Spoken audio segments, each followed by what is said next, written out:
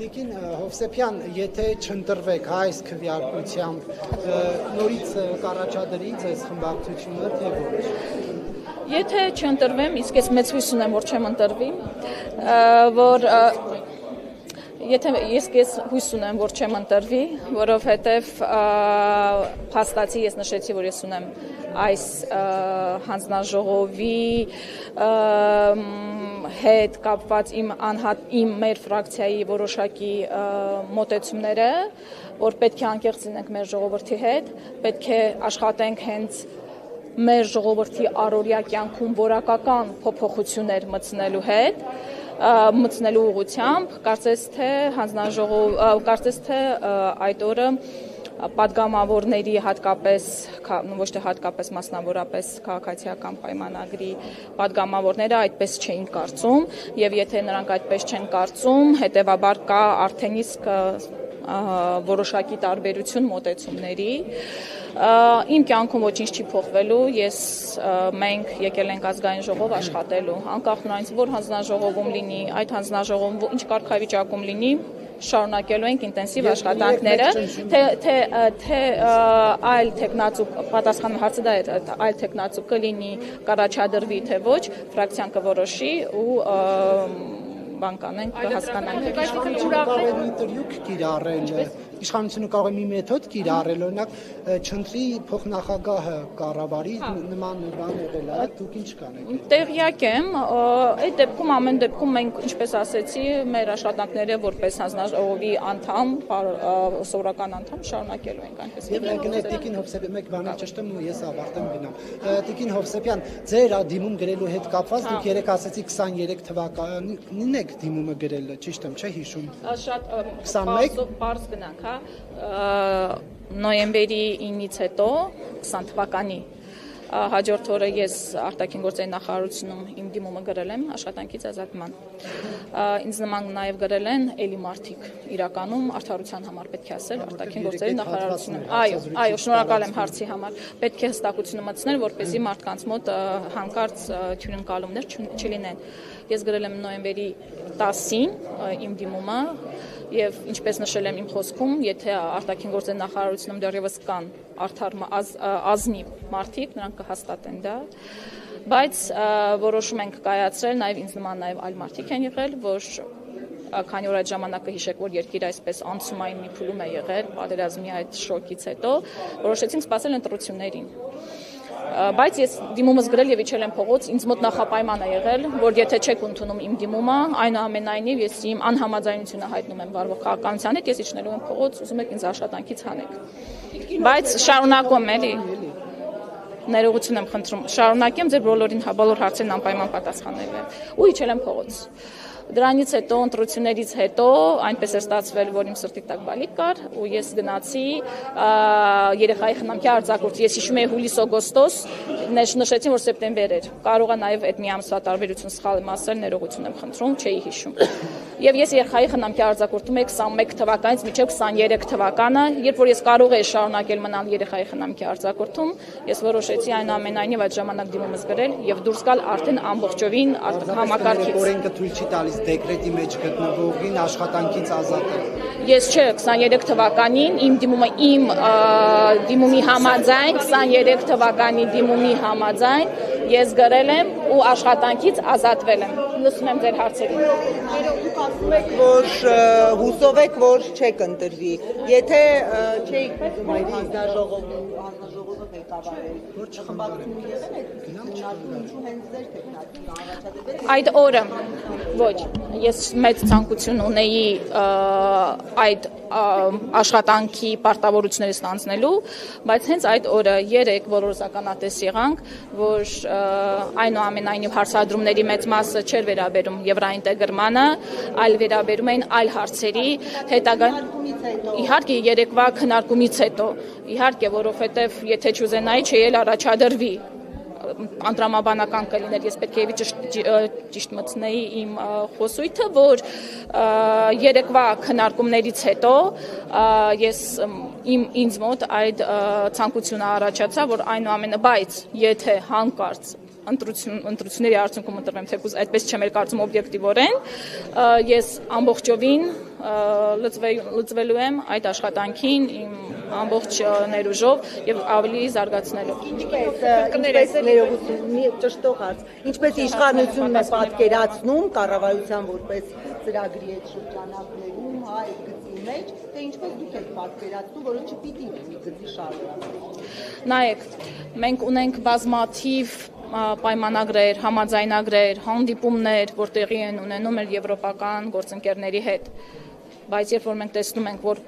այսօր մեր գյուղացին չի կարողանում իր ապրանքը արտահանել դեպի Եվրոպա, երբ տեսնում ենք, որ բողոքի ցույցեր են տեղի ունենում, չէ, տեսնում ենք նրանք ճանապարհ են փակում, հաստատի հասկանում ենք, որ դեկլարատիվ բնույթի են այդ հարաբերությունները։ Իսկ մենք կողմնակից ենք բովանդակայինի, այսինքն ունենալ առնվազն այն, ինչ որ մենք ունենք այսօրվա երևապայմանագրային բազայից ելնելով, այդ ամենը իրականացնենք, հասկանանք ինչքանով ենք բավարարում այդ ստանդարտներին, այդ ստանդարտները եվրոպական ինչքան ենք բերում եւ տեղայնացնում մեր մարդկանց առօրյա կյանքում փոփոխություն բերում։ Եթե դա կարողանում ենք անել, հենց դա է մեր հիմնական նպատակը, բայց մինչ օրս մենք դա չենք տեսել եւ ինչպես հասկացա երեկվա մեր քննարկումներից քաղաքացիական պայմանագրի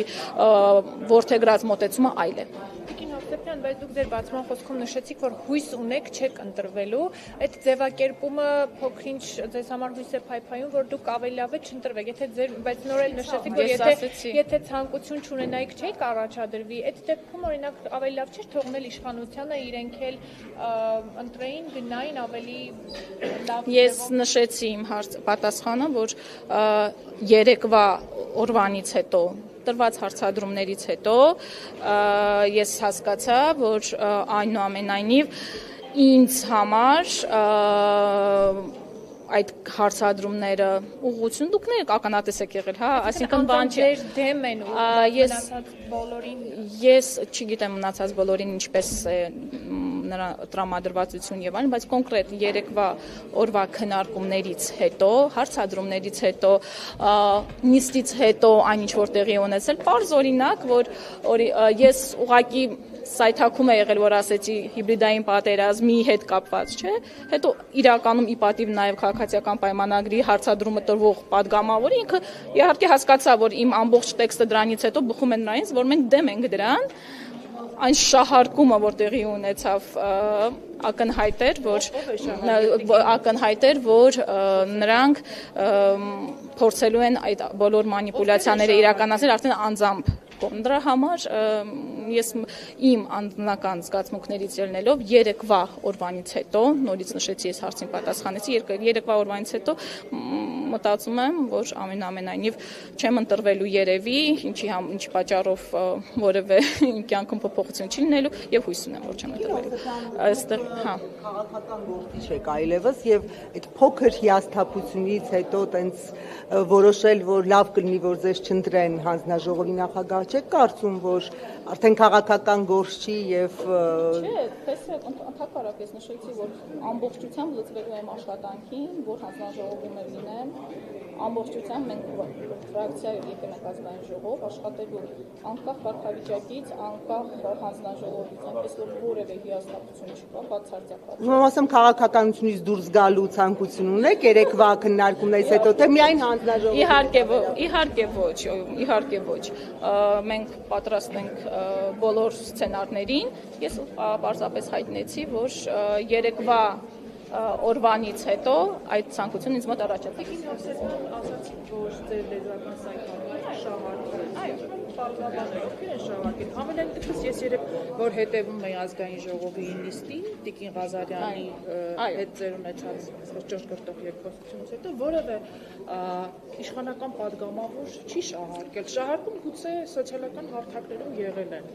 Ես դուք ձեր հարցի պատասխանը տվեցիք, որ մասնավոր հատված է։ Ավարտեմ, հա։ Շահարկումները եղան բոլոր դաշտերից։ Ես անգամ լավ երեկվեր հիշեցի, որ անգամ հիբրիդային պատերազմի մասով ունեի գրառում արված դերևս փետրվարի 3-ին, որտեղ որ հստակ դիրքավորումը հայտնում էի, այնպես որ բոլոր դեպքերում այդ փոքր ինչ որ դրվագային, հա, այսպես ասենք, դրվագային հատվածները պարզօրինակ էին մոտեցումների տարբերությամբ։ Ես ուզում եմ հասկանալ հանրության մոտ գուցե տարընկալում եղավ, այսինքն չտեսան ձեր երկխոսության Տիկին Ղազարյանի հետ այն հատվածը, որ դուք ասում եք սա թափում էր, իմ հաջորդող միտքը այն մասին, որ ես դեմ եմ եւ այլն։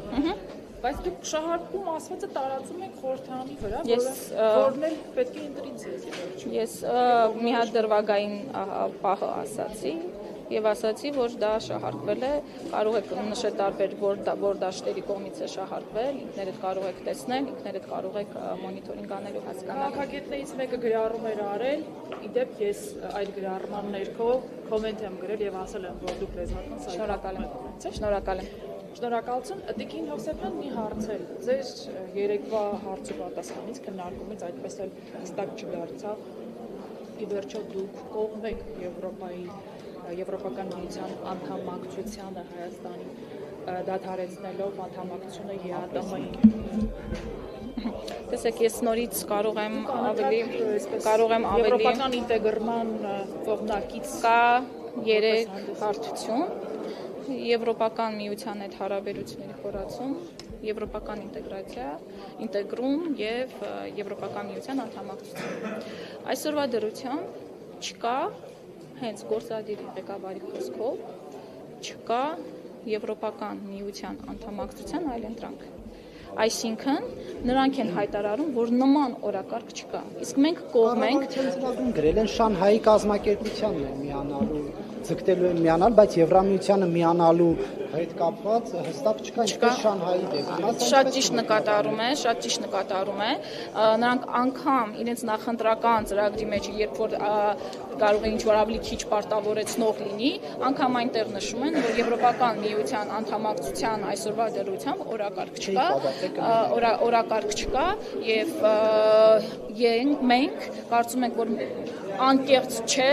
նման թեմաներ քննարկելը եւ շահարկելը ժողովրդին մոլորության մեջ դնելը։ Պետք է խոսել այն ամենից, ինչ որ կա, այն պայմանագրերից, որոնք առկա են, որոնք կարող ենք իմպլեմենտացիայի ենթարկել մեր Հայաստանի ներքաղաքական կյանքում։ Կոնկրետ ձեր Արեգա Հովսեփյանի եվրոպական ինտեգրման հարցերի մշտական հանձնաժողովի նախագահի տեխնացուի եմ հարցում։ Դուք կողմ եք, որ Հայաստանը անդամակցի Եվրոպական միությանը դադարեցնելով անդամակցությունը։ Շատ կոնկրետ ձեր հարցի պատասխան։ Տվեք ինձ համապատասխան վերլուծությունները, տնտեսական, իրավական, անվտանգային։ Մենք այդ ամենը, դա մեկ հանձնաժողովի որոշելիք չէ, թույլ տվեք այստեղ ձեզ հետ չհամաձայնել։ Դա մեկ հանձնաժողովի որոշելիք չէ, դա մեկ կառույցի որոշելիք չէ, դա պետական մակարդակի որոշում է, քաղաքական որոշում է, որը որ պետք է իրականացվի։ Տվեք ինձ համապատասխան վերլուծությունները, եթե դա բխում է Հայաստանի